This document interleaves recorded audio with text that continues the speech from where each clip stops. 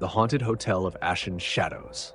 On the outskirts of a forgotten town stood a dilapidated hotel, a towering remnant of opulence now cloaked in charred ruins. Locals called it the Ashen Arms, a once grand establishment gutted by a mysterious fire decades ago. Rumors swirled of guests who had perished in the blaze, their souls forever trapped in the scorched halls. Emma, a travel blogger with a penchant for the paranormal, decided to spend a night in the infamous hotel. With her camera, flashlight, and journal, she entered the looming structure at dusk.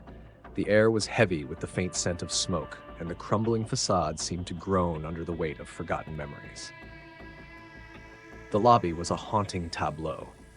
The chandelier, now a blackened skeleton of twisted metal, hung precariously from the ceiling. Scorched furniture lay scattered, and the once plush carpet was reduced to brittle fibers. Emma clicked on her flashlight, its beam slicing through the darkness, revealing faint scorch marks on the walls, handprints frozen in an eternal scream. As she ascended the creaking staircase, the temperature dropped. Her breath came out in visible puffs, and the silence was deafening. On the second floor, she paused at a room marked 204. Its door hung ajar, revealing an untouched scene. A bed neatly made, a suitcase perched on a chair, and a pair of shoes neatly aligned by the bedside. It was as if the occupant had vanished mid-stay. Curious, Emma stepped inside. She noticed a charred diary on the nightstand, its edges brittle but its pages intact. Flipping through, she read entries about a honeymooning couple, blissfully unaware of the tragedy that awaited them. The last entry ended abruptly. "Smoke is coming under the door. I can hear screams. We're trapped." A chill ran down Emma's spine. Suddenly, a faint melody filled the air, a piano playing softly, its notes melancholic and haunting. She followed the sound down the hall to the ballroom, where a grand piano stood miraculously intact despite the fire.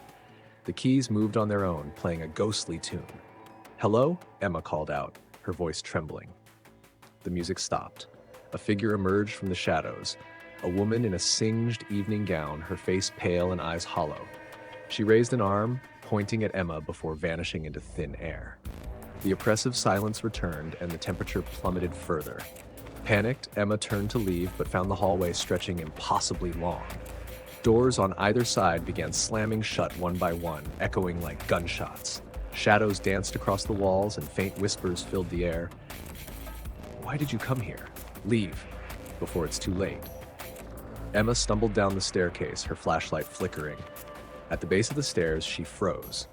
A group of ghostly figures stood silently, their burned faces turned toward her. Their eyes glowed with an unnatural light, and their mouths moved in unison, forming silent words she couldn't understand. With a final burst of adrenaline, Emma sprinted out of the hotel.